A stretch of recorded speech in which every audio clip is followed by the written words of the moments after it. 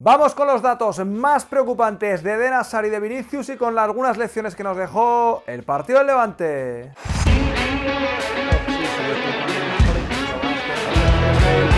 Se le deja líder. Hay que tirar porque obviamente el rival Del Real Madrid.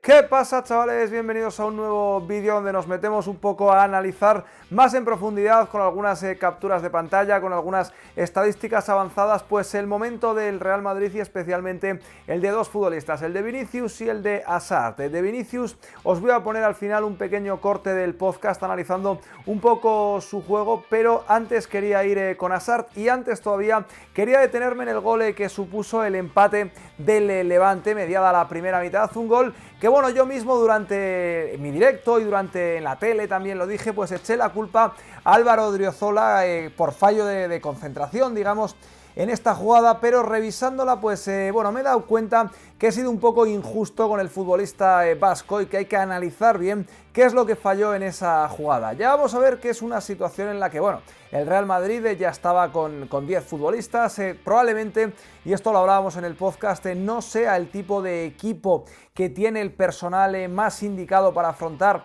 estas vicisitudes que a veces te ocurren en un partido, pero esta jugada es bastante interesante. Aquí ya estáis viendo algunos circulitos que he hecho para que veamos de dónde nace un poco herida la jugada. Quiero contaros también que el Levante normalmente ataca más por su banda izquierda, pero el otro día lo hizo más por la derecha, hasta en un 39% de las ocasiones, un 4% más de lo que hacen en ese costado. Y creo que no fue casual y que tiene que ver con la debilidad defensiva de un Eden Hazard que jugando con 10 futbolistas no pudo liberarse tanto de sus tareas defensivas y ahí se le vio un poco mal en esa faceta del juego. Aquí vemos que llega un poquito tarde el futbolista belga a la ayuda que tenía que hacer al futbolista que dobla, que creo que es Melero, y eso ya obliga a Casemiro a salir en lo que va a ser una secuencia, pues bueno, catastrófica para el Real Madrid. Vemos que según va avanzando la jugada, hay este futbolista, Melero atrae a varios futbolistas del Real Madrid, ahí ya se crea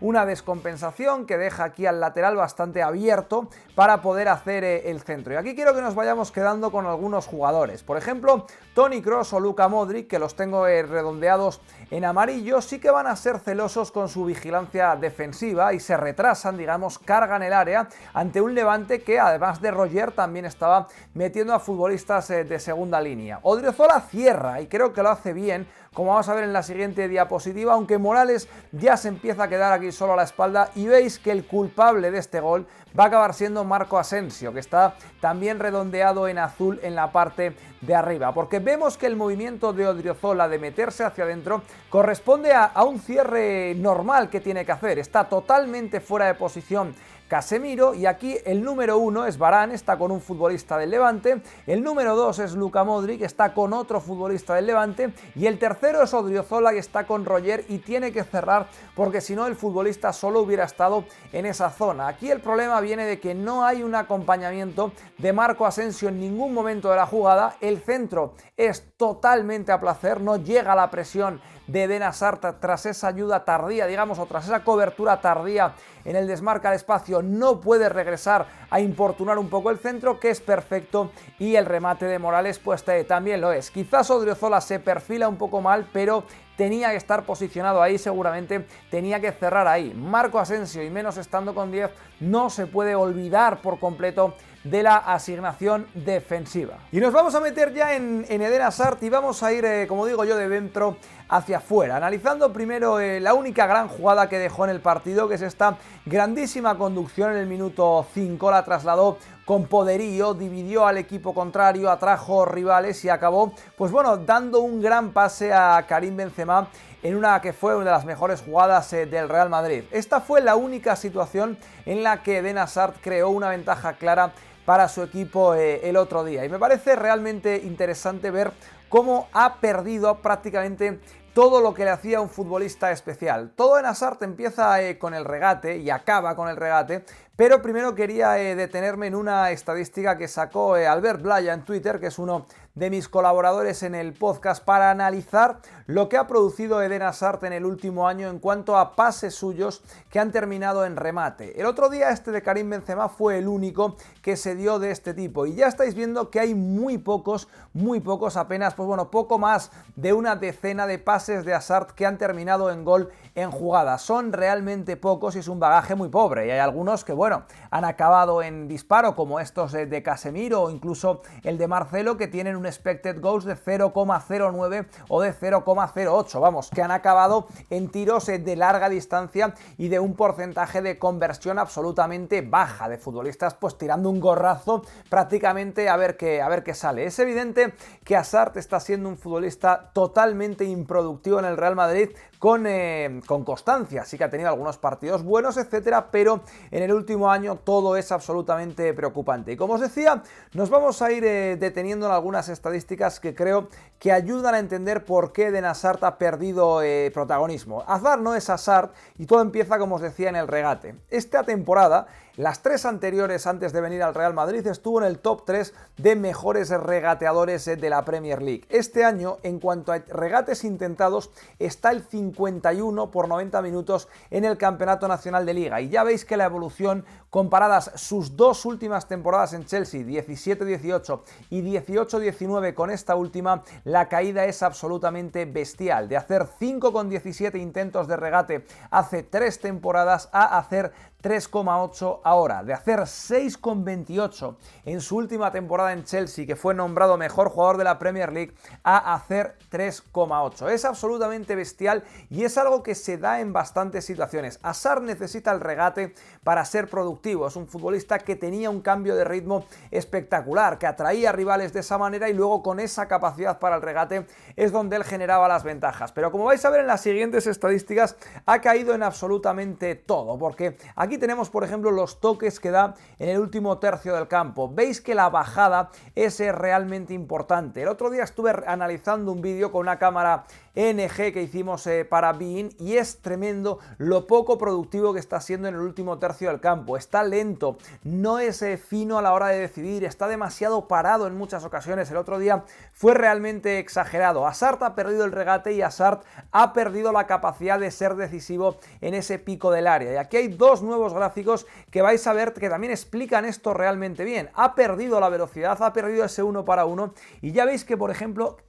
las conducciones suyas que le permiten al equipo entrar el área, o conducciones con el balón pegado al pie, también han bajado dramáticamente. Su peor temporada de estas últimas en la Premier League era de 2,28, ahora está en 1,43, 3,2 el último gran Hazard que se vio, 1,43 ahora. Ya no es decisivo en ese vértice del área o no lo está haciendo con consistencia, seguramente porque, claro, si ha perdido el regate, si ha perdido la vocación de intentar regates, no tiene esa manera de generar esas ventajas, porque con los movimientos, digamos, con las rupturas a la espalda, tampoco es necesariamente ese perfil de futbolista. Y ojo, porque también esta me parece tremenda, cómo ha caído prácticamente a 1/3 los pases que completa dentro del área. Hablamos de hacer 3 o 3,3 en su última temporada en Chelsea a no llegar a un pase completado adentro del área de Eden Hazard. Aquí está claro que habría que hacer un análisis muy amplio y que seguramente haya cosas también esquemáticas, pero no os penséis que el último Chelsea en el que jugó Eden Hazard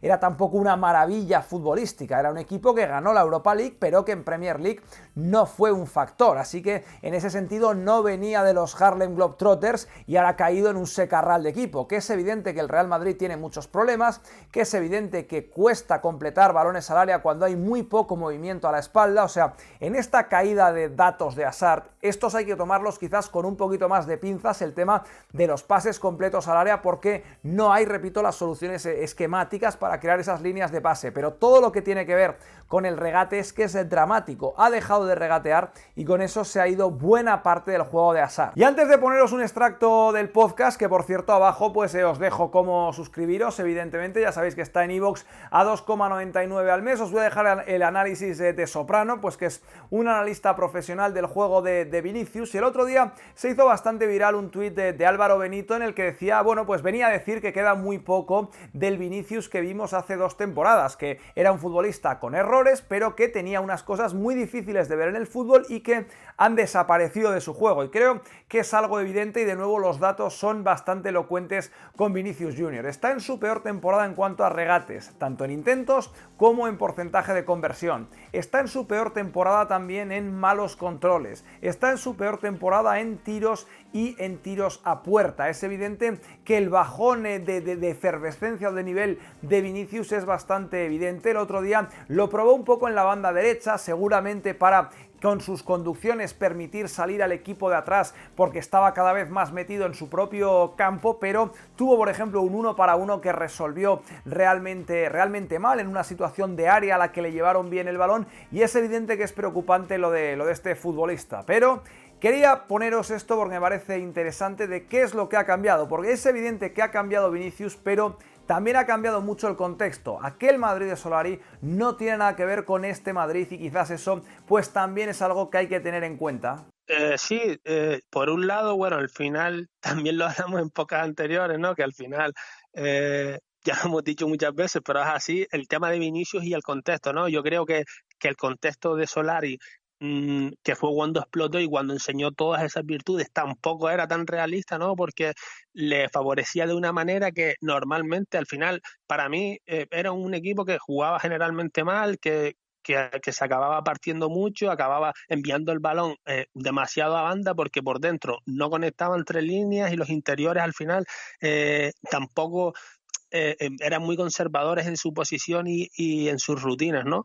Y claro, eso le favorecía a Vinicius porque al final, como decíamos, pasaba de campo, o sea, el Madrid no se sostenía en campo rival porque tampoco presionaba especialmente bien, era enviado a su campo muchas veces y Vinicius recibía muchas veces en su campo con mucha responsabilidad porque el juego iba siempre a banda y con muchos espacios, ¿no? Entonces ahí se generó a lo mejor una visión del jugador que tampoco era la que en ese momento posiblemente fuese en cualquier contexto, ¿no? Él lo aprovechó, evidentemente, eso es un mérito terrible porque eso no se lo podemos sacar, ¿no? Porque si al final el jugador en un contexto X puede alcanzar un rendimiento, es que el jugador puede ser eso, ¿no? Pero evidentemente en un escenario como el Madrid, que al final es un grande, generalmente va a jugar más en campo rival con menos espacio, como ya pasó el año pasado, que ya el año pasado disminuyó el rendimiento con respecto al anterior, y como está pasando este año, que está incluso disminuyendo, yo creo, también su desempeño, ¿no? Y su utilidad para con su equipo, ¿no? Al final, bueno, el tema de Vinicius sería un poco ese, para mí, en mi opinión, como ya lo hemos hablado, también te digo,